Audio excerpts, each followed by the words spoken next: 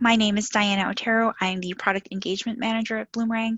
You might recognize me from attending some of our Bloomerang Academy classes or listening to our release and help videos. And today we're talking about Bloomerang plus Zapier, marketing automation with Mailchimp. I would like to introduce our presenter today, Jessie Gilchrist. Jessie is a Zapier certified expert and Bloomerang integrations consultant at SIDEKICK Solutions. SIDEKICK Solutions is a Bloomerang partner specializing in system automations for Bloomerang. SIDEKICK Solutions has been a Bloomerang user since 2013, so almost since the very start, and most recently was part of the Bloomerang team that launched the Bloomerang Zapier app, which is a key component of today's webinar. We're excited to have Jessie here today to share her expertise and explore how you can use the Bloomerang Zapier app with Mailchimp to automate your marketing efforts. Welcome, Jessie. Thank you, Diana. And hello, everyone. It is great to be here. I'm very excited for this topic today. So the goal of our webinar today is to show how a Bloomerang integration with Zapier and workflow automation with Mailchimp can be an integral part of your fundraising efforts.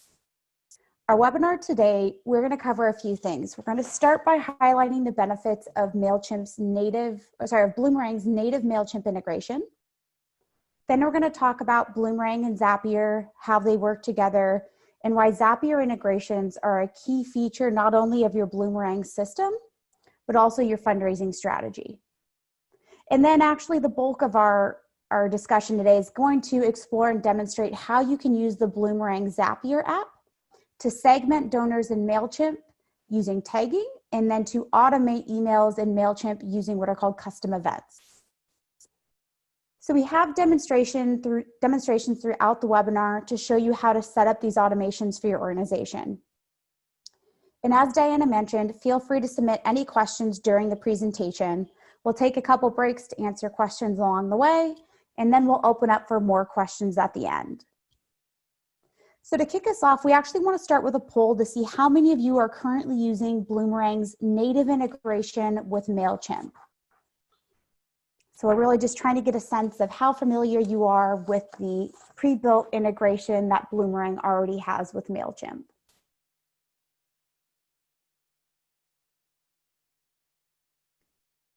Give a couple more seconds here.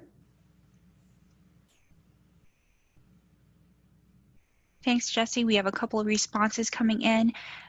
Folks, you can let us know if you currently use the native Mailchimp integration that Bloomerang has, or if you haven't yet but plan to do it soon, or if you've heard of it but aren't really planning on using it anytime soon, or if this is the first time that you've heard of it. So far, it looks like 35% haven't used it yet, but are planning on using it soon. 32% haven't heard of it yet. 19% have used it. 19% have heard of it, but aren't planning on using it. And we have 13% who are currently using our native Mailchimp integration. Thanks, everyone. Perfect. Thank you, Diana. So while the focus of our webinar today is on integrations between Bloomerang and Mailchimp using Zapier, we do recommend native integrations as your first option before proceeding to automated workflows with Zapier. So the native integration in Bloomerang is a solution you can implement today as part of your fundraising strategy and requires minimal setup. And since it sounds like there's a few of you that are either just now hearing about Bloomerang's native Mailchimp integration or planning to use it in the future, let's start by doing a high-level overview of the key functionality that comes with that native integration. So the most important thing to note is that Bloomerang's native Mailchimp integration allows for data to flow in both directions, meaning data can flow from Bloomerang to Mailchimp, and then from Mailchimp back to Bloomerang. So when we're talking about how data flows from Bloomerang to Mailchimp, there's some key functionality to keep in mind.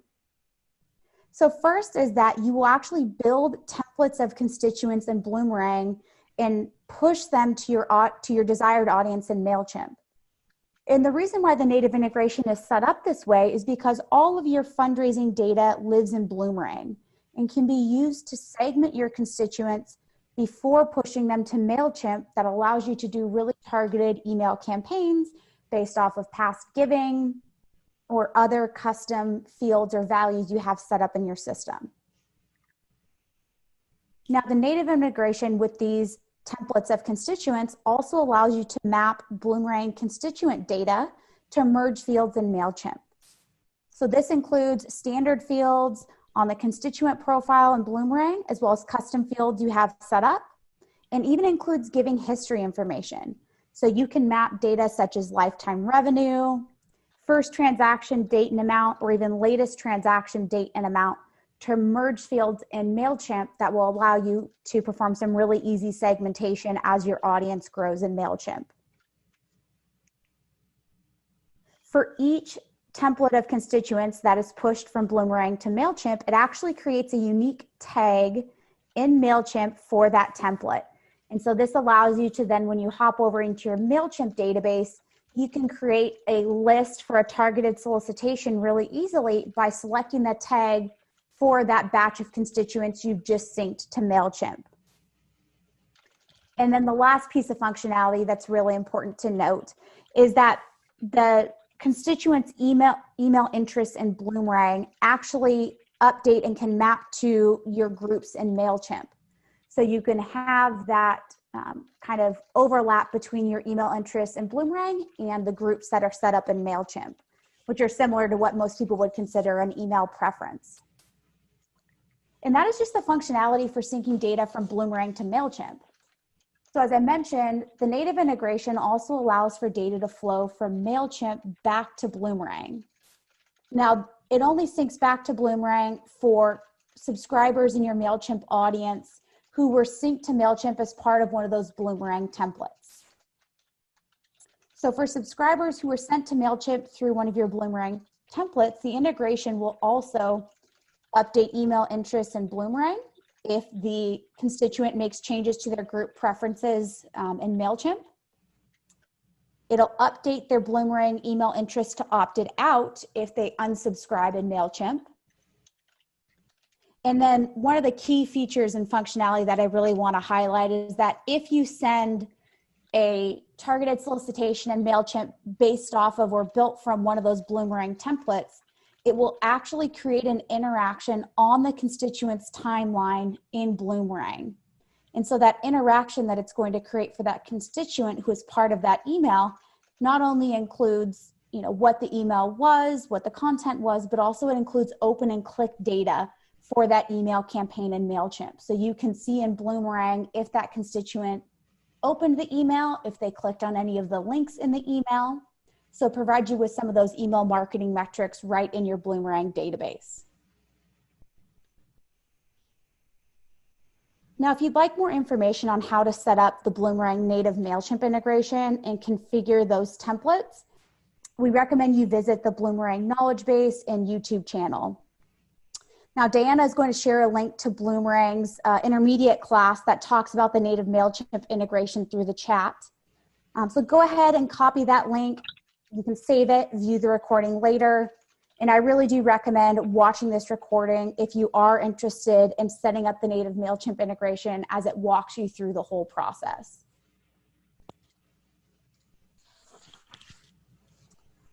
And so before we move on to talking about automating email marketing using Zapier, I thought it'd be a great time that we could take a break for a couple of questions about Bloomerang's native Mailchimp integration. So Diana, have we had many questions come in about the native integration? None yet. Perfect. I'm going to take that to mean that we've covered most of them. So I'm going to go ahead and move along to talking about the bulk of our focus today, which is those automated integrations between Bloomerang and Mailchimp. So we want to start then with another poll to find out how many of you are using Zapier now. And if you are using Zapier, if you are using it with Bloomerang.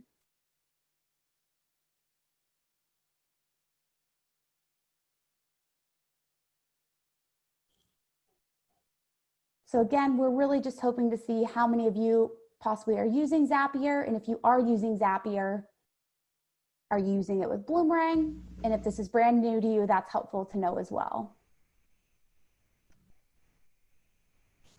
Thanks, Jessie. We have some responses coming in. It looks like we're neck and neck. 43% have heard of Zapier before, but have never used it, and another 43% have not heard of Zapier before. There are 10% of our respondents today who have used Zapier before, but not with Bloomerang, and only 3% use Zapier and have Zaps currently running with Bloomerang. Okay, perfect. Thank you, Diana. And this feedback's really helpful and leads us right into our next section. So since there is a majority of you that are either brand new to Zapier or have heard of it but are not currently using it, let's start with a high-level overview of what is Zapier and why we believe this is a key feature for your Bloomerang system and fundraising strategy.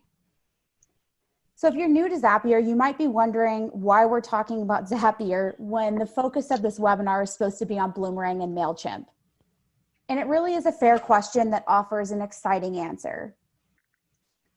So Zapier-enabled integration between Bloomerang and Mailchimp can supplement Bloomerang's native Mailchimp integration and provide you with additional functionality for marketing automation, to set up email marketing workflows and drip campaigns, and for automated list building. So Zapier is the software that enables additional Bloomerang integration and fundraising opportunities. You can think of it as a middleware that sits in between your Bloomerang database and other applications like Mailchimp, helping them talk to each other. So at its core, Zapier is an automation software.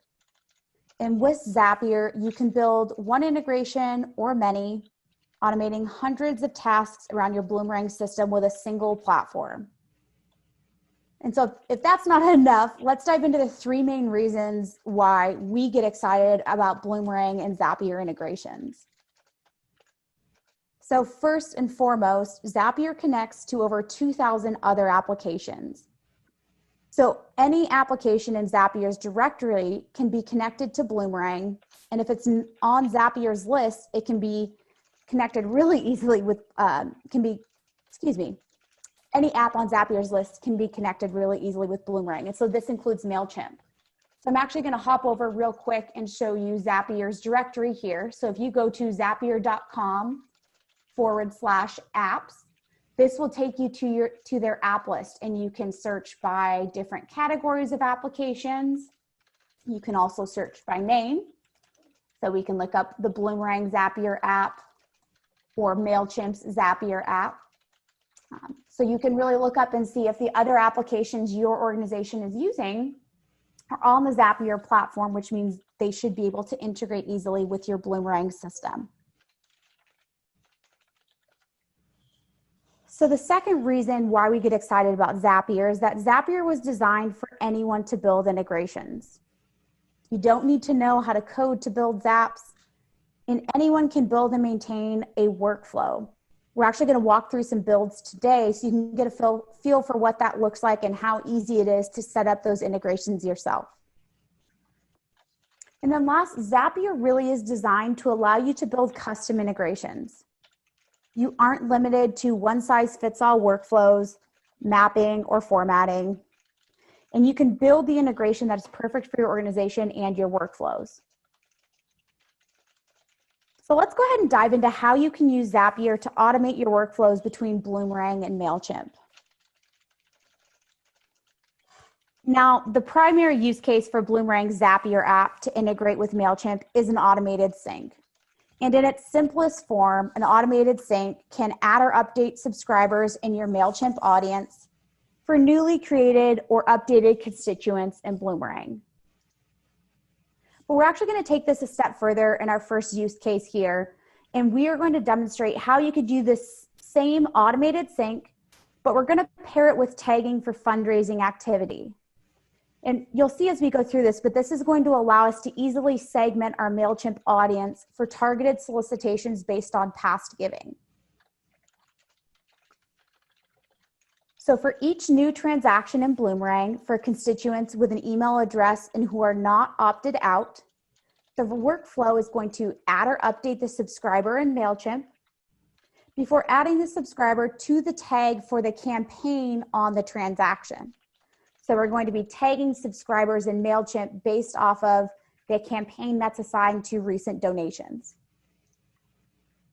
Adding this tag in Mailchimp for each campaign a constituent gives to really supports your fundraising efforts because it allows you to segment your Mailchimp audience easily for targeted solicitations based on past giving. So let's actually hop over to Zapier and set up this workflow. So I'm in my Zapier database or my Zapier platform, and I'm going to click Make a Zap. And so all zaps start with a trigger, which is an event that happens in one application. And the trigger is what prompts the integration to run. So we are actually going to use Bloomerang's new transaction trigger because we want to sync constituents to sync constituents to Mailchimp and add or update their subscriber anytime they give. So we're going to select new transaction as our trigger. I'm going to select my Bloomerang account that's linked to Zapier. And when I click continue, I'm actually provided with some filters where I can select what types of transactions I want to sync constituents to my Mailchimp audience. So I'm going to select that I only want transactions that have revenue to sync to Mailchimp. So donations, recurring donation payments, and pledge payments. And I'm also going to add a minimum amount of 1 cent so that it filters out those in-kind donations that typically don't have an amount. We really want to only sync constituents to Mailchimp if we've received a donation in hand and we have that revenue. Now, later in the workflow, we are going to map the constituent's giving history to merge fields in Mailchimp. So we need to set this cumulative giving history option to true because we want to include that cumulative giving information. But we can leave the household information blank or even set it to false as we don't need this information to map to Mailchimp. So once we've set up our trigger, the next step is to pull in a sample transaction.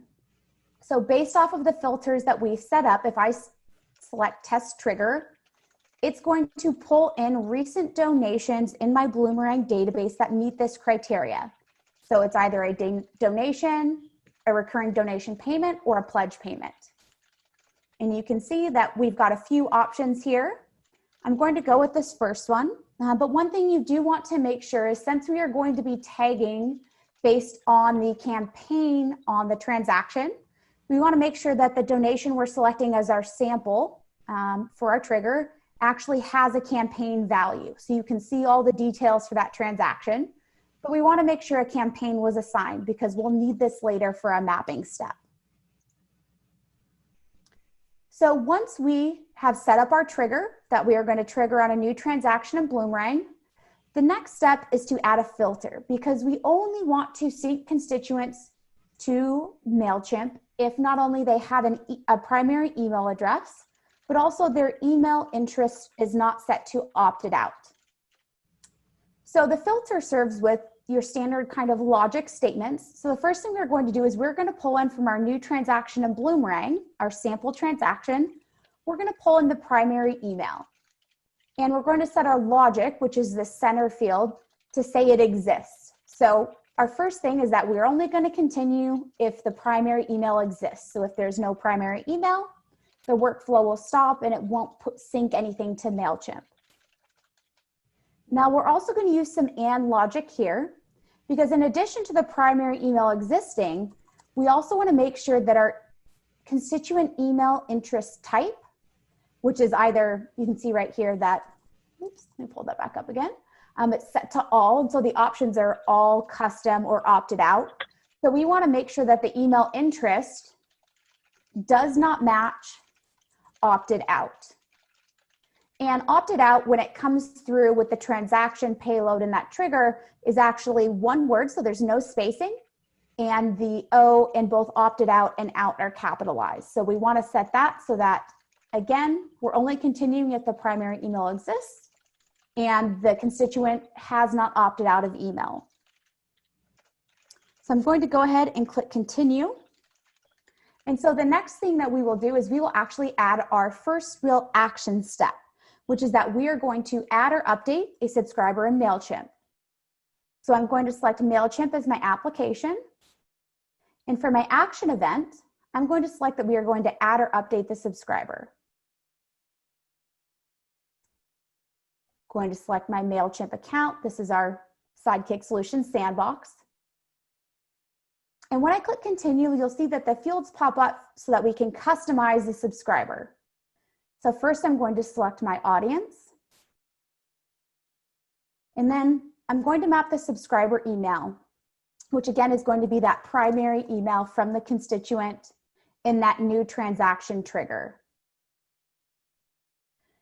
There is an important piece right here to make sure update existing is set to yes, because this means that if it finds an existing subscriber in Mailchimp already, it's going to update the merge fields with any new data that we're mapping below. So now we can move on to looking at our merge fields. So starting right here with first name are the different merge fields we have set up in our Mailchimp sandbox. So I'm just going to start mapping data from the constituent that got pulled through with this new transaction trigger. So I'm going to pull in the constituent's first name. We're going to map the last name. You can see I also have fields set up here. I could map the address, phone number, birthday. What I really want to focus on is the constituent's first and last name. We're also going to map the Bloomerang account number. This makes it really easy to reference if we ever need to do an import from Mailchimp back to Bloomerang. And then I'm also going to add the Bloomerang constituent ID. There are other more advanced workflows that can be developed using the constituent ID. It's similar to an account number. It's another unique identifier for that account, but it is different from the account number and can be used for, again, more advanced integration workflows. So as a best practice, we like making sure that the account number and the constituent ID are mapped to merge fields in Mailchimp so that data is there if we need them in the future. And as I scroll down, you'll see that there's a couple fields here where we might want to use that cumulative giving history that we pulled into our new transaction trigger. So I'm going to go ahead and pull in the lifetime revenue for this donor. I'm going to pull in their latest transaction date and the latest transaction amount. Okay. And the reason why mapping the latest transaction date and amount are so useful is, again, we can use these to segment our audience in Mailchimp using these merge fields as criteria. Now, these last two merge fields of major donation date and amount, I'm going to leave these blank as we'll tackle these in our next use case. So I'm going to go ahead and click continue. And before we move on, the importance of doing an add or update subscriber before any other action in Mailchimp is that the subscriber needs to exist in Mailchimp before we could take any additional actions such as tagging the subscriber or creating a custom event, which we're going to cover in the next use case. So that's why we're doing this add or update subscriber first. So now that we've add or updated our subscriber, we're actually going to add another filter. So similar as we did for filtering out people who don't have an email or have opted out, in this case, we're only going to continue if the donation actually has a campaign. So for every transaction with revenue, it's going to add or update the subscriber, but we only want to tag if a campaign actually exists on the transaction. And the reason why this filter is so important is because if we don't add this filter, you will receive an error in Zapier if it's trying to look up that campaign or tag for that campaign, but no campaign was assigned in Bloomerang. And since campaign is an optional field in Bloomerang, we want to make sure we set up this filter so that we're only proceeding with the tagging steps in our workflow if that campaign value actually exists. So when adding a subscriber to a tag in Mailchimp, Zapier actually requires that we assign the tag using a unique ID number for the Mailchimp tag, not the text value. So to convert the Bloomerang campaign to the ID number, we're actually going to use this Zapier app called Formatter. And this allows us to do a lookup table where we can convert the Bloomerang campaign to the ID for the tag we want to assign in Mailchimp. So I'm going to select Utilities as the action event for that Formatter step. And we're actually going to then select the lookup table. So our lookup key is going to be that campaign from the transaction. And then we have our lookup table. Now for the lookup table, the values on the left are going to be all of our Bloomerang campaigns. So I'm going to add a couple in here. We're going to have our 2019 annual campaign. I'm going to add our 2020 annual campaign. So for every campaign you have in Bloomerang, you'll want to add that to your lookup table. Maybe we have our capital campaign, we have our 2020 gala, and our 2020 virtual wine tasting. So you can see that you can really expand this list based off the number of campaigns you have in your Bloomerang database. Now, once we've populated our Bloomerang campaigns on the left-hand side, now we need to pull what's called the API ID for each of the tags that we want to assign in Mailchimp.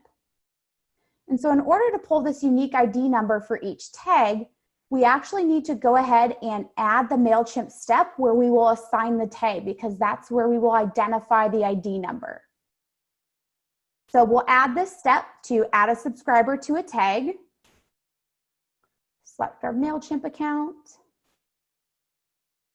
our audience, and then you'll see that there's a drop-down menu here for tag. And so all of the tags that are in our Mailchimp database are going to show up here in this drop-down list. Now you could select one of these values from the drop-down list and skip the lookup step, but that means for every transaction that comes through your workflow, it's going to be assigned that same tag. It's more of a static workflow instead of being dynamic and adjusting based on the campaign that's actually assigned to the transaction. So we want our workflow to be dynamic. And so we're actually going to note this little gray number below each of these tags is that ID number that we need.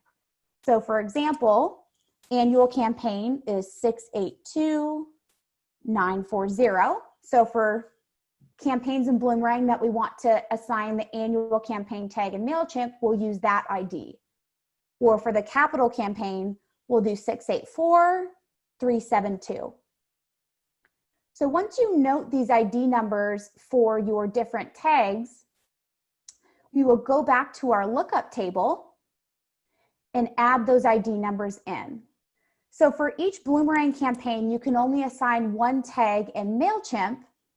So for example, 682940 is the ID for the annual campaign tag in Mailchimp.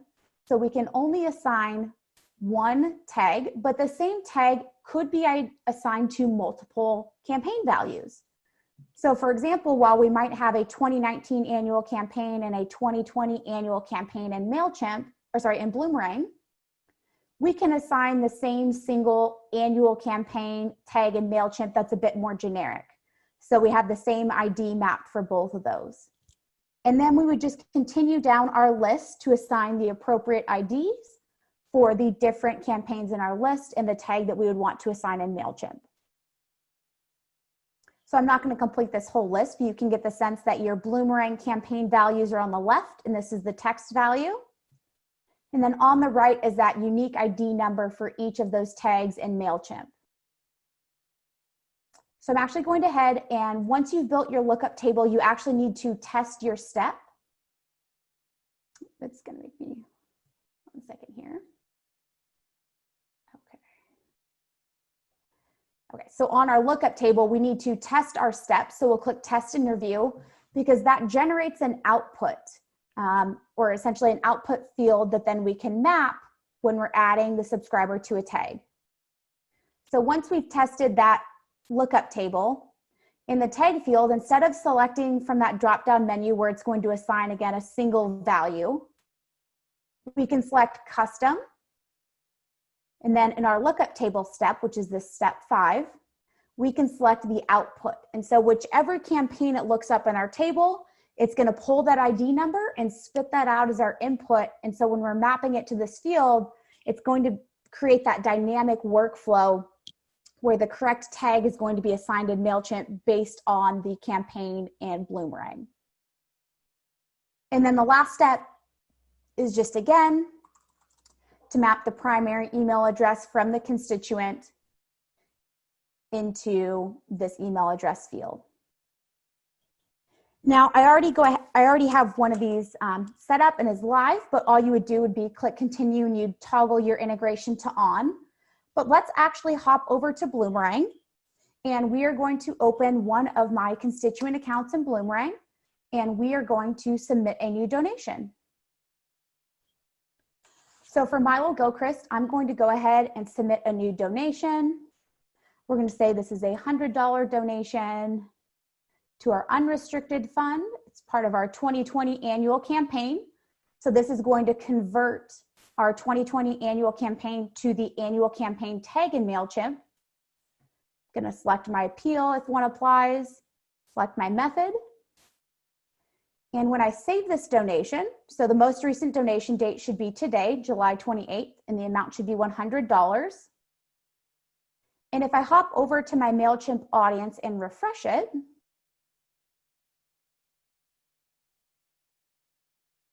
it should update the subscriber record for Jessie Gilchrist. Here he is right here. Looks like it's still refreshing here. Just one second. There is sometimes a slight delay, but usually within a few seconds, it will update that subscriber profile. Here we go. Okay, so Milo's subscriber record in Mailchimp.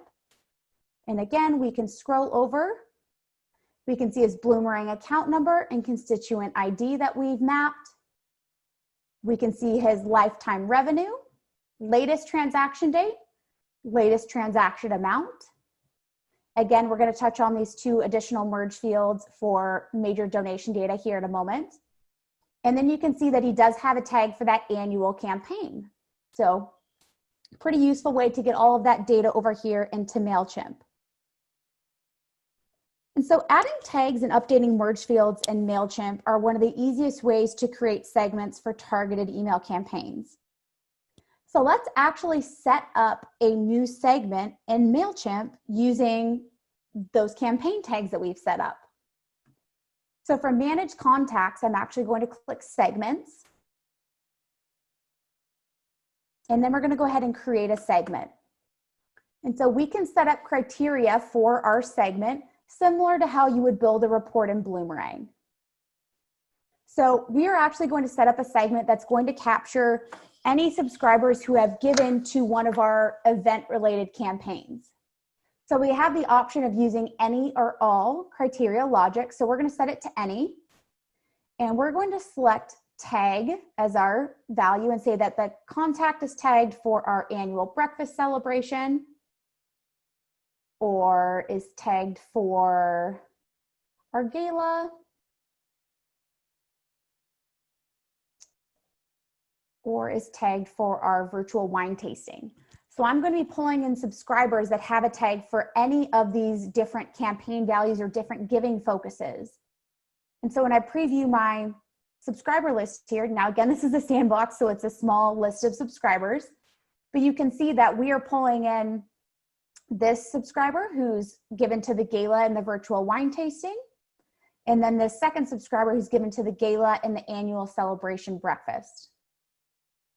So we really can customize those segments based off of any of the merge fields set up in our system and different criteria for those, or even based off of those tags.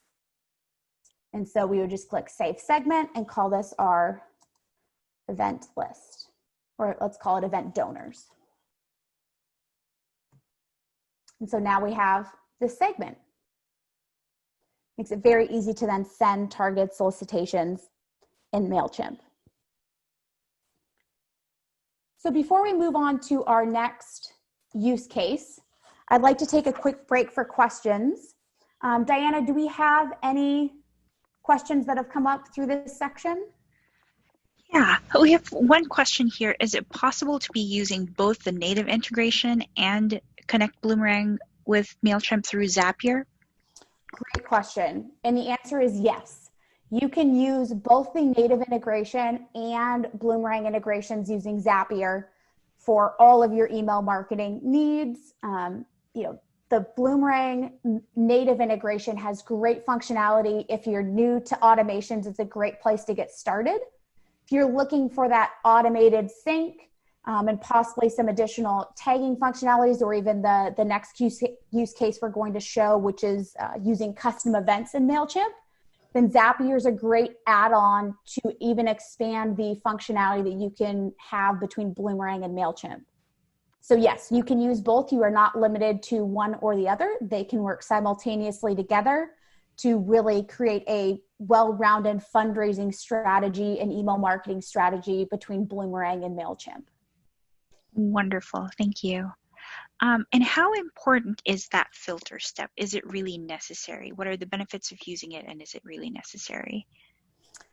Yeah, so I think that there was two filters that we showed. One was filtering saying only sync to Mailchimp if the constituent has an email and is not opted out. And then the other was adding a filter step if the campaign exists. So both of these steps are important for a few different reasons. So the first filter step, the one that filters saying only continue if the constituent has an email and is not opted out. If the constituent does not have an email, you will experience errors in Zapier. So that piece is kind of a non-negotiable. I would consider it pretty close to required. If you're going to set up an automation between Bloomerang and Mailchimp using Zapier, you'll want that filter saying only continue if the constituent has an email address.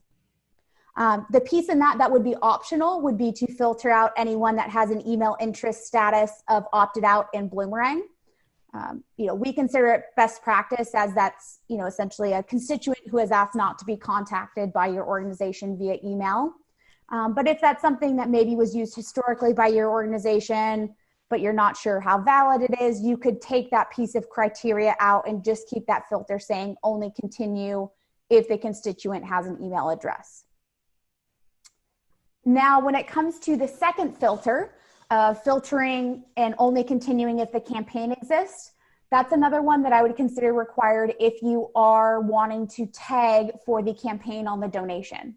And the reason why I'd consider it required is because if that campaign doesn't exist on a transaction that comes through, you will experience an error in Zapier when it's trying to convert from the Bloomerang campaign to the Mailchimp tag, because it needs to have a value, or it's going to try to use that lookup table.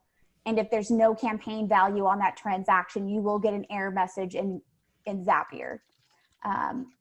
Something to be aware of, we always try to design these use cases so that it minimizes any errors you may see in Zapier. And so that's why we've added that filter step. If you wanted just the simple sync of donors to Mailchimp, you could stop after the add update subscriber step and skip the tagging for campaign.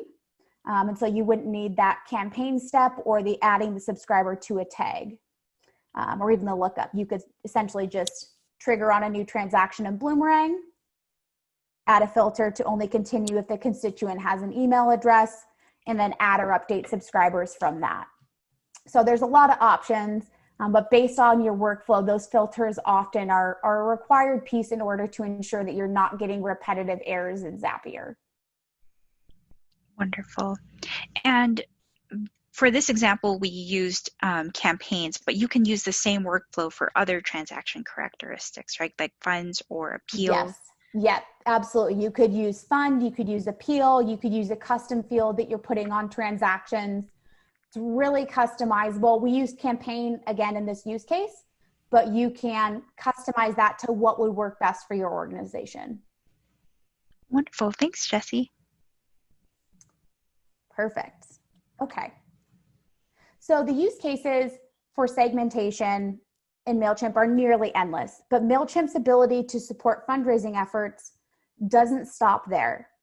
Instead of merely segmenting subscribers, you can actually take advantage of Mailchimp's automation functionality to trigger an email or an email series based on subscriber activity. So Mailchimp's automation tools can trigger emails when a subscriber is tagged, A subscriber joins a new group in your audience. A date-based merge field meets certain criteria, so such as your last transaction date. If it meets certain criteria, you could trigger off of that. Or if a specific event is added to the subscriber. So we're actually going to focus on this last trigger in our next use case, which is using Mailchimp events. And this is something that actually can only be tapped into for Mailchimp if you're doing automations through Zapier or through Mailchimp's API. So it's not something you can manually do in Mailchimp. Using Mailchimp events is something that only can be used via automation with another application or integration with another application. So this is a big benefit of being able to connect Bloomerang with Mailchimp, is using this event feature. So events in Mailchimp are similar to timeline activity in Bloomerang, and they're used to log certain activities the subscriber has with your organization. So different events on a subscriber's record in Mailchimp can trigger different automated emails or email series. And we are going to showcase a workflow today that will create a custom event on the subscriber in Mailchimp when a major donation is received. And this event will trigger an automated email to the subscriber, recognizing the major gift and illustrating the impact of this donation on the organization. So it's a little bit simpler of a workflow, but the impacts are, huge with using this custom event functionality. So let's hop over to Zapier and let's set up a new workflow for this use case. So we're going to go ahead and we're going to make another Zap. And similar to the last one, this is going to start with a new transaction as our trigger. We're going to select our Bloomerang account. We're going to select our revenue-related transaction types. So again, donation, recurring donation payment, or pledge payment. And for this one, we are going to set our minimum amount to $5,000. We're going to say that that is what we are considering a major donation. And so we want to make sure that we are only triggering to use this custom event workflow if we get a donation of $5,000 or more. Now, it's important to note that you can do this workflow in conjunction with the last use case we just showed. Or if you have both of these set up, if you get a donation that is over $5,000, it actually will trigger both workflows. So important to note that you can use these simultaneously, or they can be standalone based on your organization's needs. We are going to click to include the constituent's cumulative giving history because I'm going to showcase this as if you were setting only this workflow up, not in conjunction with the prior one with the campaign tagging. But similar to that last one, again, we're going to include the cumulative giving history and exclude the household information as we don't need that. So I'm going to click continue. And again, we're going to test our trigger to bring in a sample transaction that we can use for the mapping in our workflow. Okay, so I've got a sample one here. We are good to go. Just make sure. Okay. I'm going to click continue. And then our first step is similar to our last one. We're going to add a filter. And we're going to do the same filter step. So we are going to say that the primary email exists and that the email interest is not opted out. Again, the second piece of criteria, the email interest opted out piece, is optional. You could get rid of that and just say only continue if the constituent has an email address. But again, we at SIDEKICK, we consider it best practice to honor if someone has an email interest exclusion, that we go ahead and honor that and do not include them in the sync to Mailchimp. So I'm going to go ahead and click continue. And so after we've set up our filter, again, same as the last time, we are going to add our first action, which is to add or update our subscriber in Mailchimp, because we need to make sure that subscriber exists in our Mailchimp database before we try to add that event for their major donation. So we will select our audience. Again, we're going to map our primary email from that new transaction trigger. Make sure update existing is set to yes. And then we come down to our merge fields. And same as the last time, we can do our first name, our last name. And then I'm going to roll down here and we're going to map our Bloomerang account number, our constituent ID. And then we have our cumulative giving history field. So we can pull in our lifetime revenue. Again, this is why we include that or set that cumulative giving history piece to yes, so we can include this. We're going to pull in our latest transaction date and amount. And then we can also pull in, or we're going to map to the latest major donation date and amount. And since we're triggering on major donations, I'm actually just going to pull the date and amount from our transaction that is triggering this workflow.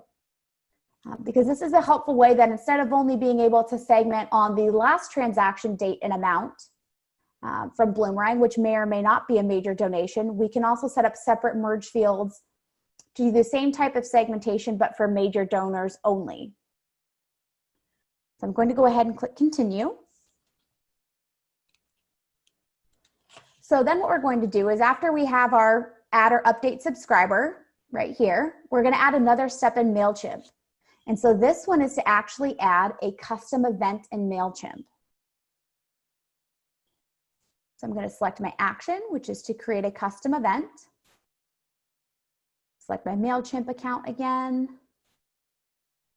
Select my audience. And map my primary email address. Okay, so now that we have this customized event set up, we can name our custom event. So Mailchimp does have some limitations on how you could name your custom event. It likes for it to be less than 30 characters. And then they do also recommend that if you have spacing to use an underscore instead. So we're going to call this major donation. So this is going to be our custom event name. And then we can add properties. So I actually want to have the date and the amount of the donation that is creating this custom event. And so we're going to map our date from that transaction, new transaction trigger, and the amount. So not only is it updating our merge fields when we're add or updating a subscriber, but we're also going to have this data living in this custom event in Mailchimp. So at this point, our workflow would be set up and we could click continue and then turn our workflow on. Now I actually want to show you what this will look like and how this will show up in Mailchimp. So I'm going to hop over to Bloomerang and I'm going to open my constituent account here and we're going to add a new major donation. So we're going to say that Sherlock gave a donation of $6,000. We're going to say it's to our building fund. Oops, sorry, not a building fund. We're going to do temporarily restricted. We're going to do a campaign of 2020 annual campaign. Our appeal, we're actually going to leave blank, say it was cash, and click save. So now this major donation from Sherlock should not only have a $6,000 amount, should update those major donation fields for today's date and this donation amount. We've also mapped to latest transaction date and amount, so those should update. Again, if we also had that workflow set up that had campaign tagging, he would get a tag for the capital campaign. But most importantly, we're going to see an event on Sherlock's subscriber record for this major donation. So if we hop into Mailchimp and refresh our audience here, and actually go back to our full audience list, because this is going to refresh that event segment that we set up. Okay, so we want to view all of our contacts. Oops. Get out of my, there we go.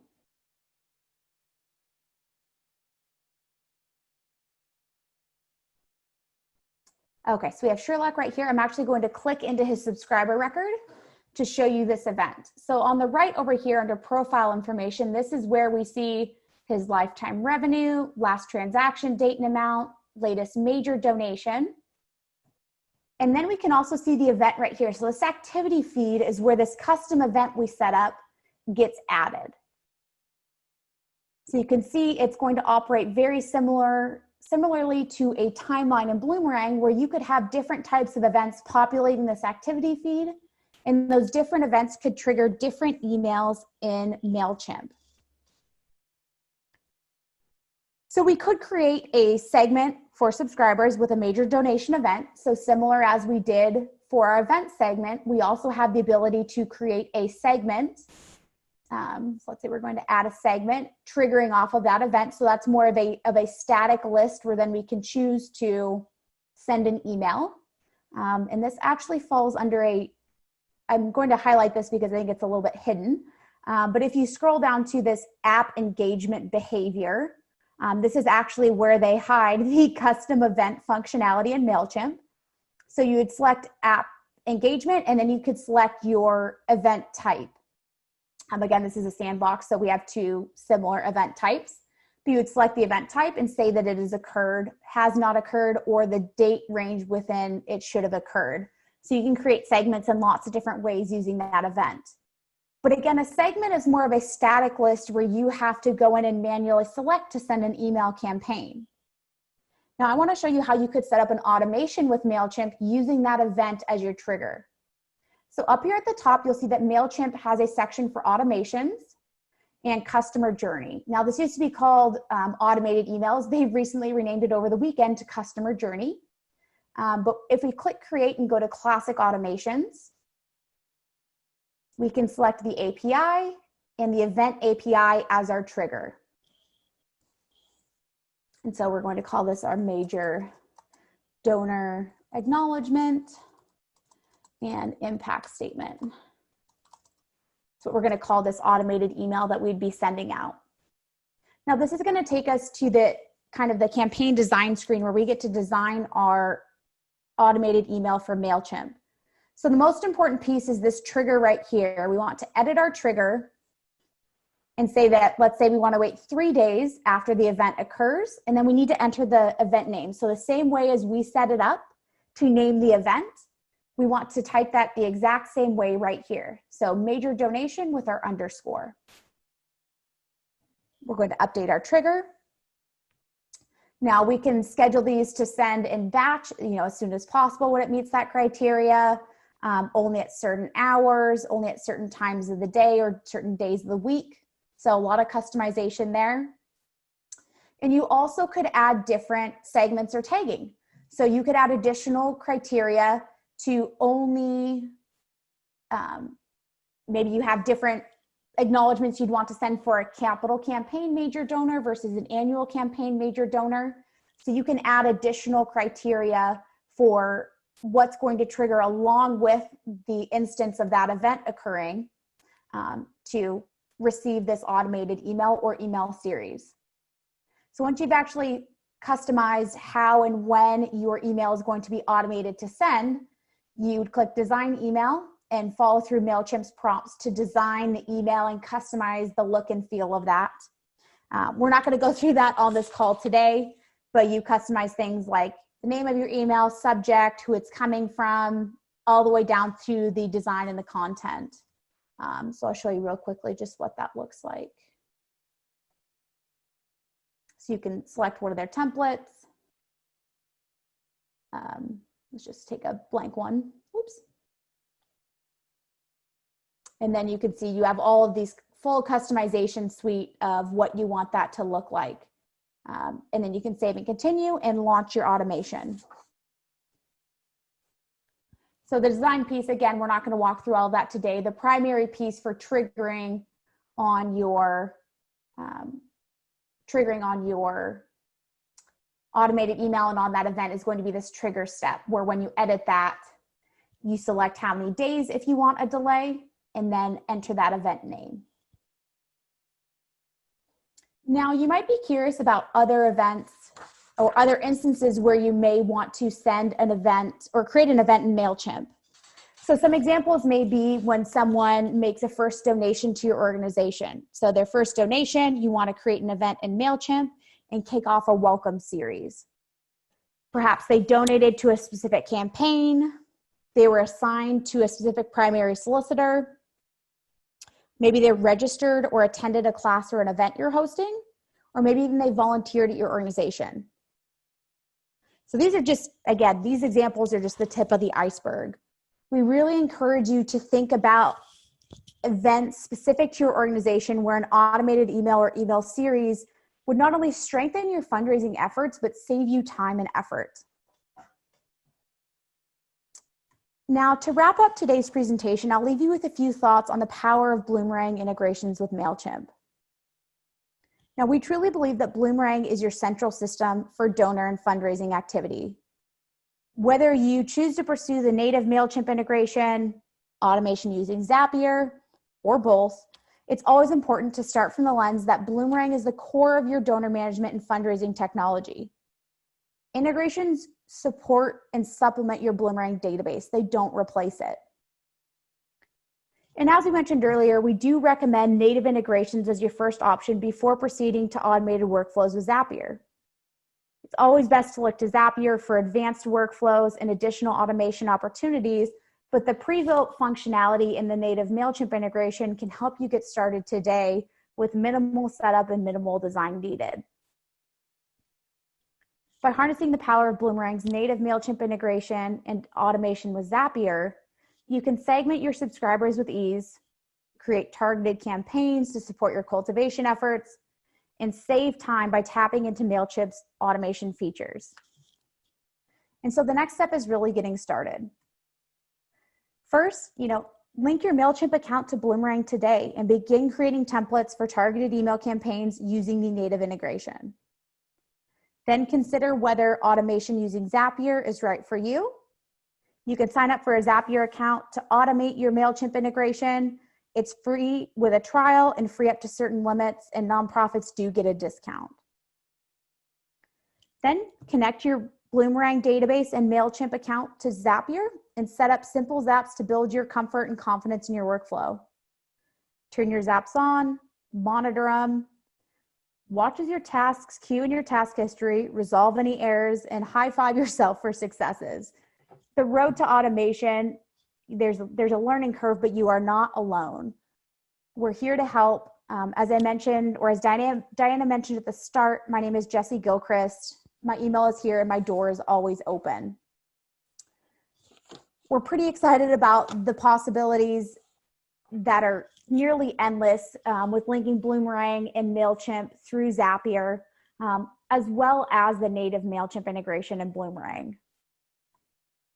If you'd like to work with a consultant to set up automated workflows in Zapier or develop a custom Bloomerang integration to address a unique use case, please don't hesitate to reach out. We're really here. We're here to help. The SIDEKICK team is, Bloomerang team is. And I'm actually going to hand it off to Diana here for a quick poll before we open it up for more questions.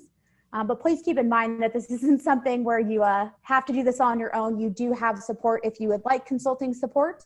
We're happy to help you reach your automation and integration goals. Thank you so much, Jessie. I've just launched the poll. Please let us know if you're interested in having someone reach out for additional consulting services regarding setting up these integrations. It doesn't have to be with Mailchimp. It can be with other integrations that you may have seen on Zapier that you might want to connect with your Bloomerang database. We love working with SIDEKICK Solutions. They were part of building the integration or Bloomerang's integration with Zapier, and they've been using Bloomerang since 2013. So we love that they've built expertise with Bloomerang and Zapier as well. I'll leave that poll up for a couple more seconds, but we do have a couple of questions here. Yeah. Can you connect your Bloomerang account to multiple Mailchimp accounts through Zapier? Is that a possibility? Yes. Yeah. You can connect multiple Mailchimp accounts to Zapier. You can set up workflows to those separate Mailchimp accounts. And you can also, if you use separate audiences in Mailchimp, you can set up workflows for those different audiences in Mailchimp. So it really is scalable in terms of your email marketing needs, how many different Mailchimp accounts you have or different audiences you have set up in Mailchimp. Zapier can accommodate for that. Wonderful. And Megan here is asking about autopilot, and is the process of connecting Bloomerang and Mailchimp through Zapier similar to connecting Bloomerang and autopilot? I'm not familiar with autopilot. Jessie, I'm not sure if you are. No, I'm not familiar with Autopilot either. I'm happy to, Diana, if you would like to share that attendee's information with me after the fact, I'm happy to reach out and see if we can answer that question further. But I'm not familiar with Autopilot and similarities or differences between that and Zapier. Awesome. Thanks, Jessie. And like we mentioned, if you are using another tool apart from Mailchimp and they do have an integration with Zapier, that is something that you can explore and Jessie's team can potentially help with as well. Just might need a little bit more research and information, but that's something they can look into. Absolutely. So once you're using Bloomerang with Mailchimp through Zapier, will you be able to get those interactions if you're sending out those emails through Mailchimp? Is there a way to get those interactions back into Bloomerang? It's a great question. Yeah, so similar to how we hear this from a lot of organizations of if they are using Zapier to integrate Bloomerang and Mailchimp, they often want that data to flow back from Mailchimp to Bloomerang, like the native Mailchimp integration does. So technically, yes, there is a way that with kind of some complex and advanced integration workflows, we could create interactions in Bloomerang for email campaigns sent in Mailchimp. However, it's not typically our first recommendation in having those processed through Zapier, because Zapier is priced based off of volume. So you can imagine if you send an email to even 1,000 or 2,000 subscribers in your Mailchimp list, and you want to sync that back to Bloomerang, if you're sending multiple emails a month or even just one large email a month, it can substantially impact your Zapier subscription cost. So that's why when we talked about the merge fields, I highly recommended adding the Bloomerang account number as a merge field and mapping that data from your Bloomerang system to Mailchimp, because following any email campaign in Mailchimp, you can export really easily. I believe it's a CSV file of recipients, and it will pull in that Bloomerang account number merge field that then you could use to re-import into Bloomerang and create interactions for constituents who are part of that mailing. So really, it's a simple process that once you get comfortable with it would probably take less than 15 minutes per email campaign, depending on size, to export that list of recipients from Mailchimp and import it using that Bloomerang account number in the merge field into Bloomerang to create those interactions. And so we tend to encourage organizations to look and lean into that functionality as it's free, other than maybe 15 to 30 minutes of your time, versus trying to have that flow through Zapier and possibly seeing, large increases in your Zapier subscription cost. But it is possible if you truly wanted to automate through Zapier and have it create those interactions. It likely is, yes, possible, but most organizations choose to take the 15 to 30 minute import and save on some of that cost. And if you need any help with import, our support team can certainly help you with that. As a last question here, I think this is a great recap as well. What would be the pros and cons of using Bloomerang's native email tool versus the native integration versus connecting with something like Zapier? Yeah, that's a great question. And I think a lot of it really comes down to not only your organization's fundraising strategy, but your needs in terms of email marketing and automation. For for some organizations, depending on size, sending emails directly from Bloomerang meets their needs. The design functionality, the ability to send emails is captured in that. The next step up would be that Bloomerang native integration with Mailchimp, where you're creating those templates that are essentially a push of constituents to Mailchimp for those targeted solicitations. So you're defining all of your criteria in Bloomerang before it pushes to Mailchimp. And then you go into Mailchimp and trigger an email from that template. So that's more of a static workflow where you're having to manually trigger an email to send. So that's kind of that next step up. The last step is using Zapier, which is where you're not only having an automated sync, so an automated flow of constituents based off of certain criteria from Bloomerang to Mailchimp, but also being able to tap into Mailchimp's automation features to trigger emails or email series based off of updates to subscribers in Mailchimp. So again, they're added to a tag, a merge field is changed, a custom event is added. So it really is kind of, I guess, from my experience, it's kind of a tiered process based off of your fundraising strategy and your email marketing needs, where Bloomerang emails is kind of step one, getting comfortable with mass emails, moving up to the Bloomerang native Mailchimp integration for more targeted solicitations and some of that email marketing functionality in Mailchimp in terms of segmentation, and then bumping up to Zapier and those automated integrations for the automated workflows and automated emails and drip campaigns. Wonderful. Thank you so much, Jessie. That was a lot of wonderful information. Thank you everyone for joining us today. We're very excited for the Bloomerang native Mailchimp integration and the extended capabilities through Zapier. We're excited to see what all of you, or where all of you will take it as well. Zapier enables integrations with over 2,000 different apps, and we've only just scratched the surface. So if there's other apps that you would like to explore connecting with Bloomerang through Zapier, please let us know, or contact SIDEKICK Solutions if you need help setting that up. We hope that you all find a way to better automate your processes and work better with Bloomerang and Zapier. Thanks, everyone. Have a great afternoon. Bye.